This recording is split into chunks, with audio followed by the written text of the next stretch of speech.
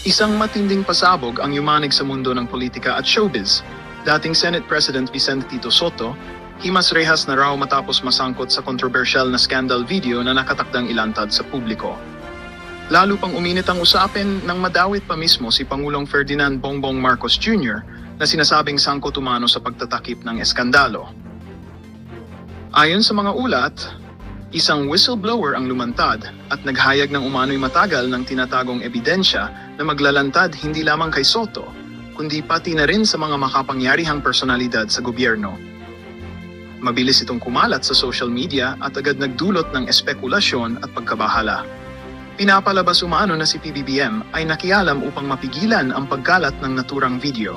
Bagay na lalong nagpabigat sa issue at nagdulot ng tanong kung may pagtatakip na naganap sa pinakamataas na antas ng pamahalaan. Habang hinihintay ng publiko ang opisyal na pahayag ng Malacanang at panig ni Sotto, patuloy na lumalakas ang panawagan para sa masusing investigasyon. Magiging hudyat pa ito ng isa pang malaking eskandalo na yayanig sa politika ng bansa. At paano harapin ng Pangulo ang pagkakadawit ng kanyang pangalan sa gitna ng kontrobersyang ito?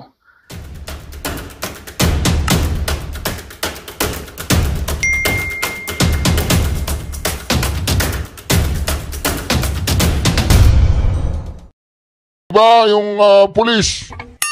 O congressman ngayon, abogado pa, abogado. O si Chua! Walang iya ka, Chua! Magpakita ka! Huwag ka magtago! Diba yayabang ninyo nung panahon ni Tamba last year? Ang yayabang ninyong lahat. Puro kayo AIX, puro kayo wakap.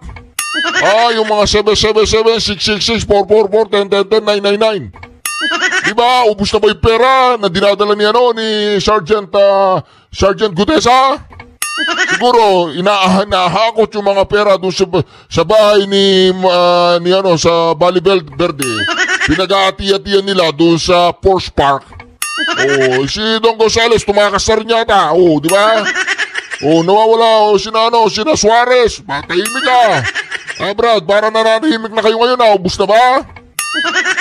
Naitago na yung ulam. Dito mamaya si Bonjing Remula mayroong problema, nakademanda na naman. At mga kareaksyon, payag po ba kayo? Ito po ang malaking katanungan ng taong bayan ngayon, mga kareaksyon. Payag po ba kayo, mga kareaksyon, na si VP Sara Duterte na ang ating presidente? Yes or no lang po. Parang sa Tuadcom lang, yes or no. Ganon. Walang paliwanag, yes or no lang. You can answer the question with yes or no. Ay di po, yes or no lang, yes or no. Mga kareaksyon, ito na. Umpisa na natin Ito pong kay Leila de Lima, English po ito, magaling po tayo mag-translate, di ba? Ita-translate po natin yan, mga kareaksyon, sa Tagalog. Nag-i-English po siya, ito po. Ita-translate ko po yan. In the budget of the Office of the Vice President, I actually intended initially to move for zero budget for the Office of the President, or for the disapproval of the budget for the Office of the President. The Office of the Vice President. Di ba? Zero budget daw, zero budget. Talagang itong si Leila de Lima, talagang malupit. Zero budget daw, sabi ni Leila de Lima. Zero budget. Malupit talaga ito si Leila de Lima. Dito po tayo, umpisahan po natin dito. Tatagalugin po natin Walang kokontra. Ang kumontra ay ibig sabihin hindi nakakaintindi ng translation ko. Ito. Umpisa natin, Leila de Lima, pasok! Zero budget daw, zero budget. Thank you. Thank you, Mr. Speaker. Distinguished sponsor. I will not be interpolating. I will not be asking questions. Hindi raw po siya mag-interpolate, hindi siya mag-a-ask ng question. Siguro naintindihan nyo naman yun, sige. Tuloy. I will be raising a parliamentary inquiry, then I will make a manifestation. Yung pera daw, yung money, manifestation. Yung pera daw na hindi raw totoo na binibigyan niya ng pera si Rolly Dayan ba yun? Dayan? Hindi raw niya binibigyan ng pera yun. Kasinungalingan daw yun. Yung naliling sa kanya, yung driver niya, security driver niya. Ano ba yung pangalan? Rolly Dayan ba yun? Si Dayan? Oo. Hindi raw totoo binibigyan niya ng pera. Money, manifestation. Oo. Hindi raw. O, huwag kayong maniwala na binibigyan ko ng pera si Rolly Dayan daw. Walang pera. Okay, tuloy. Parliamentary inquiry. Oo. First, a clarification. Did I hear it right? That there is no one present from the Office of the President right now in today's, Office of the Vice President right now in these proceedings. Oh, wala daw dumating sa mga tauhan ni Vice President. Ni isa wala daw dumating. Oh, dati-dati daw pag nagpatawag sila, dumarating si Jonel. Wala daw dumating. Ano problema? Walang dumating. Tawagan natin si Jonel. Hello, Jonel. Walang iya ka. Ba't nakakulong ka ba? Ay, hindi. Ba't hindi ka dumating? Nandito si Leila. Wala na. Okay. Wala na. Affirmative, the Speaker. Oh, wala daw dumating sa mga tauhan ni Vice President. Tuloy. Second question. Pangalawang tanong. This is the third time. This is the third setting for the budget deliberations or interpellation for the budget of the Office of the Vice President. Is that correct? That is correct, Mr. Speaker. Oh, ito na raw, pangatlo daw, threesome ayiste, threesome. Pangatlo na yan, walang dumarating. Oh, anong problema mo, Leila de Limao? Does the committee have the intention to respond to this letter dated September 30, 2025? Oh, ito daw committee, yung wala daw kinalaman sa drug trade sa Bilibid, oh. Yung drug trade sa Bilibid, wala daw siyang kinalaman, oh. Di ba? Nag-i-explain ngayon siya, nag-i-explain. The last letter flashed on the screen about the two conditions. Oh, dalawa lang daw, si Rolly Dayan lang, tsaka si Jonel, yun lang daw. Hindi raw totoo yung kumalat na bold, yung bold, hindi raw totoo yun, hindi siya yun. Wag yung alikahin yun.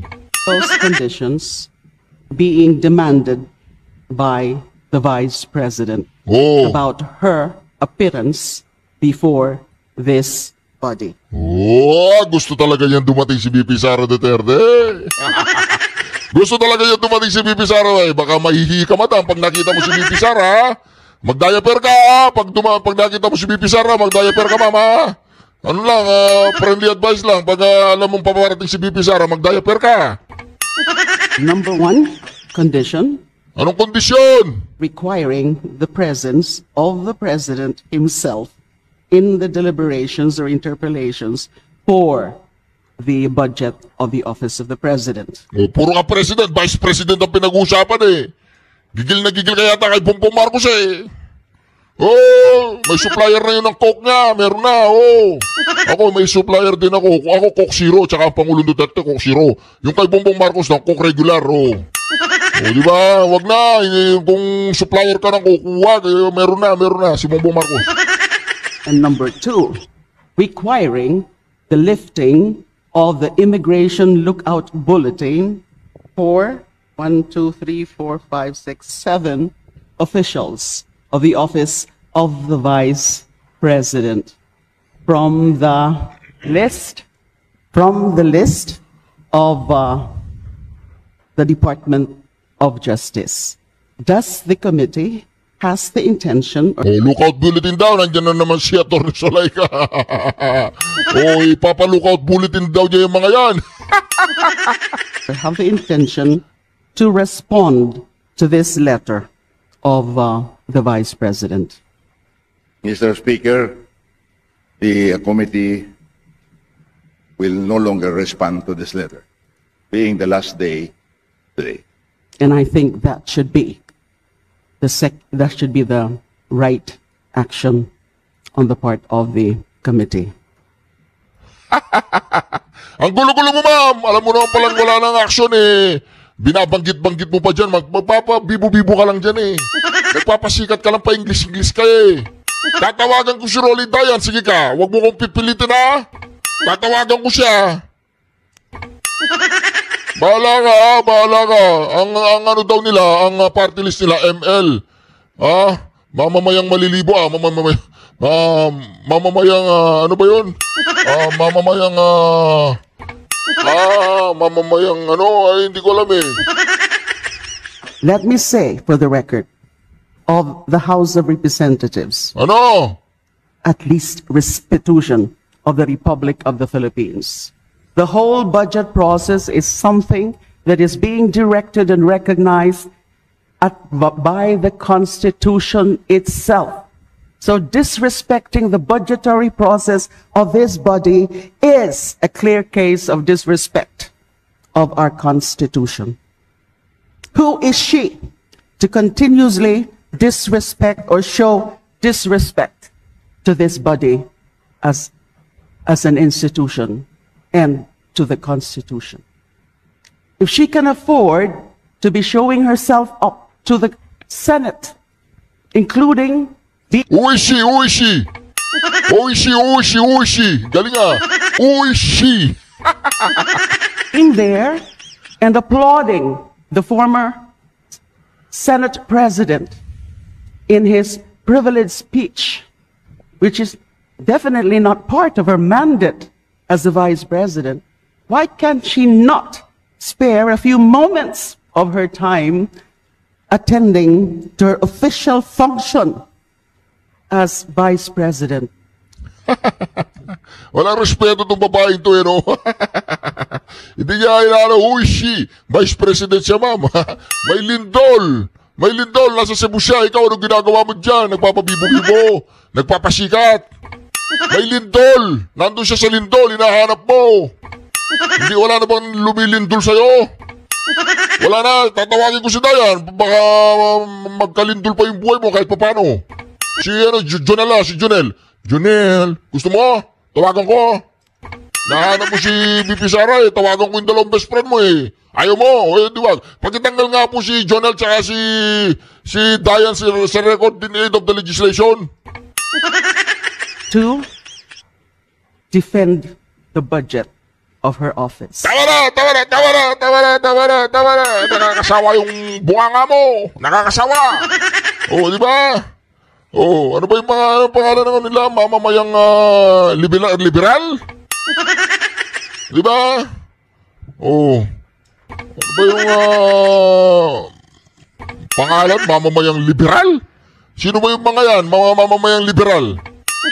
Ano bang klaseng grupo ng Pilipino yung mga mamamayang liberal na yan? Ang dami yung mga party list, wala namang katuturan.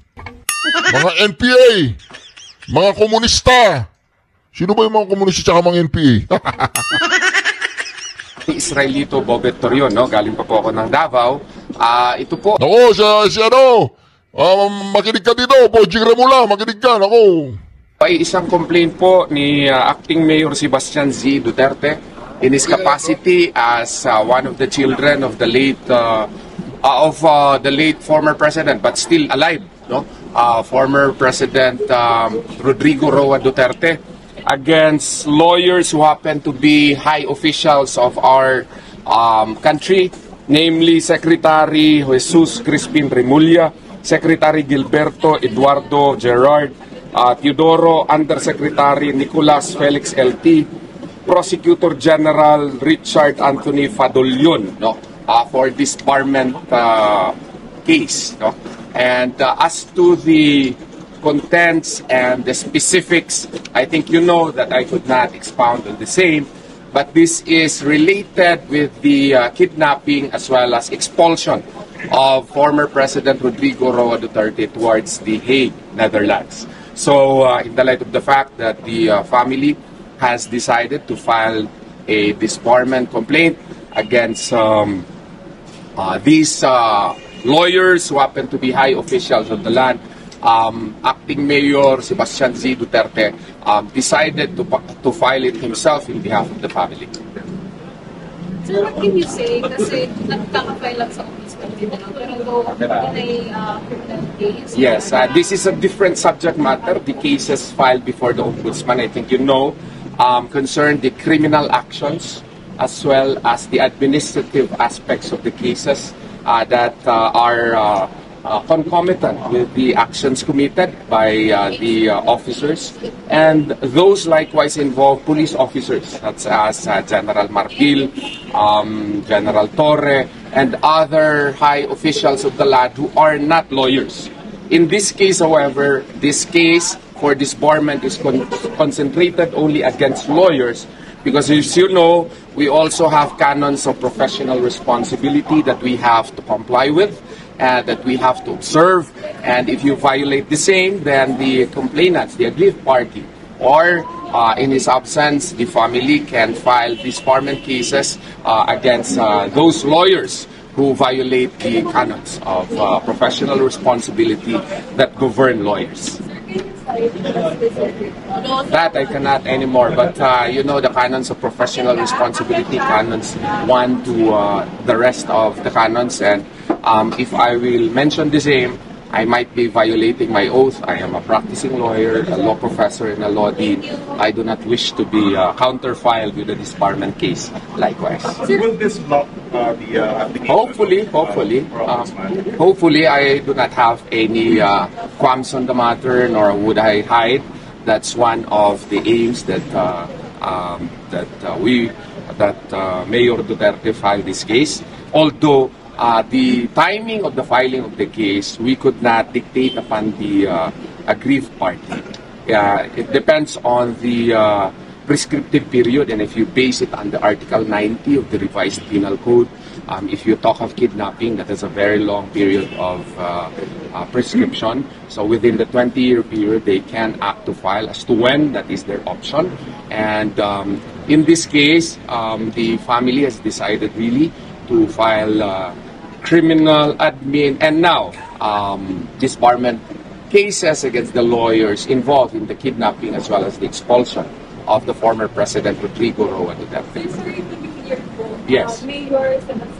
Acting Mayor Sebastian Duterte, in his capacity as one of the children of former President Rodrigo Roa Duterte. Yes, sir. He's filing this disbarment case to block the ombudsman. No. Principally to make him liable for the violations that he committed under the Code of Professional Responsibility, and on the side, if that would cause the blocking of his appointment, then that is one of the consequences of his actions. Family na pagit po ninyo, bukod po kay acting mayor? Well, siya lang pa po ang nagperma dito, but he has the power to do so, and it is the choice of the members of the family as to who will be the complainant. So in future updates of the cases?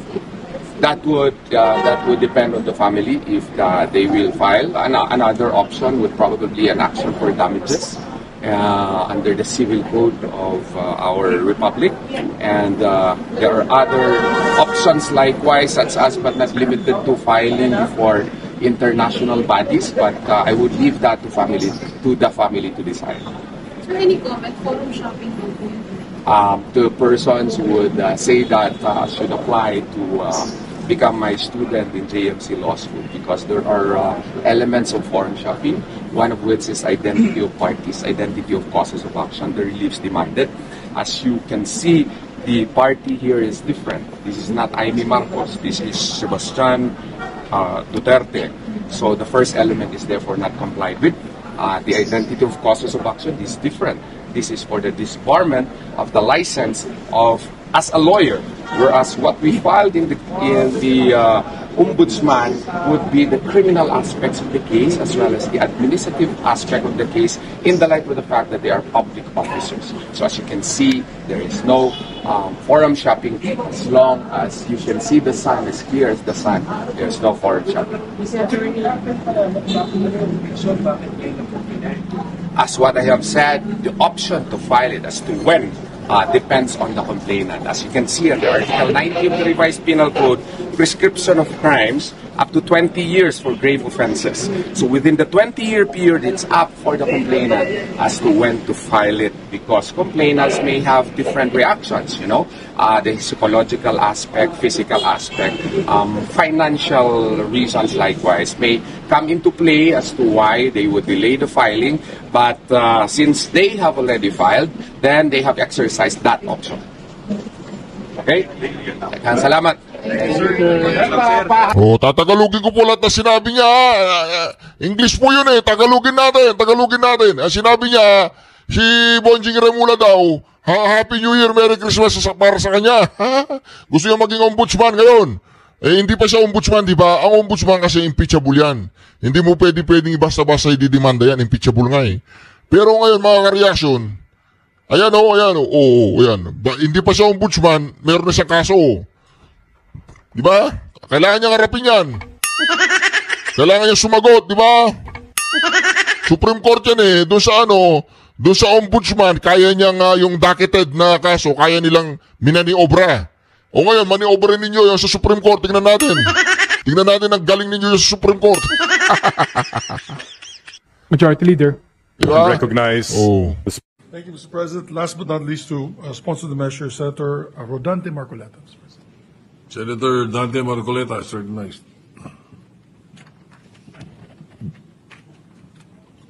Mr. President, distinguished colleagues, I rise today to co-sponsor proposed resolution number 144, urging the International Criminal Court to hold former President Rodrigo Duterte under house arrest. Nais ko pong linawin na tayo ay hindi humihingi ng kalayaan mula sa proseso. Hindi rin po ito pag-uusga sa merito o katotohanan ng mga kaso laban kay dating Pangulong Duterte. Ang panawagan lamang natin ay para sa isang makataong konsiderasyon, that he be allowed to be placed under house arrest given his age and frail medical condition. Mr. President, justice must never be devoid of compassion. Accountability may be demanded, trials may proceed, but at no point should our humanity be surrendered. If the ICC truly claims to uphold the dignity of every human person, then it must not deny this humanitarian plea. Thank you, Mr. President. Mr. President, Majority Leader. yes, I'm stand corrected. Senator Joel Villanueva would like to also. Senator Joel Villanueva is recognized. Thank you, Mr. President. Thank you, Majority Leader. Mr. President, please allow me to express my deepest thanks and gratitude to my colleagues in the minority bloc for pushing for this resolution that I am supporting, Mr. President. Mr. President, I am in favor of this resolution, which respectfully urges the International Criminal Court to consider placing our former President, Rodrigo Duterte, under house arrest on humanitarian grounds. Mr. President, given his advanced age and reported health concerns, this measure affirms the principle that compassion and human dignity must never be set aside, regardless of political views, regardless of political color, or even legal proceedings. Mr. President, I am known to be not a fully supporter of the Duterte presidency. I have been the chairperson of the Senate Committee on Labor for quite a long time. And during that time, magkasama po yung migrant workers at Committee on Labor. And every time we hear somebody, a kababayan, ano man yung dahilan na nakulong siya, na aresto sa ibang bansa, ang lagi po nating inisyal na pagkilos ay tulungan yung kababayan nating ibalik sa Pilipinas. Ibalik sa Pilipinas, dito siya litisin, masiguro na napuprotektahan yung kanyang karapatang pantao. Yun ho yung lagi, unang-unang ginagawa po natin. Nakakalungkot po itong mga nangyari. Agree man tayo o hindi sa pagpapadala sa ICC kay Pangulong Duterte. Mr. President, hindi po layunin ng resolusyon na ito na hadlangan ng proseso. Hadlangan ng proseso ng batas, hindi po layunin. Hindi rin po layunin na magsabi kung siya po ay may sala o wala. Ang panawagan po ng resolusyon na ito ay para sa isang makataong pagtrato. Isang paglapit na nagpapakita na ang hustisya ay maaari pong isabuhay ng may habag at malasakit. This representation, Mr. President, recognizes the national sentiments expressed in these two resolutions, Senate Resolution number 17 and 18. Gayunpaman, Ginoong Pangulo, naniniwala po ang kinatawan na ito na ang resolusyon na ito ay naghahangad na makamit o ma-strike yung balance, Mr. President, sa pagitan po ng paggalang sa mga international na proseso ng batas at ang pagtatanggol sa makataong pagtrato sa isang kapwa Pilipino, anuman po ang kanyang dating posisyon. Naniniwala po ang representasyon na ito, Mr. President, na ang hustisya ay dapat ipaglaban. Pero hindi kailanman kapalit ang ating pagiging isang makataong lipunan. Maraming salamat, Ginoong Pangulo.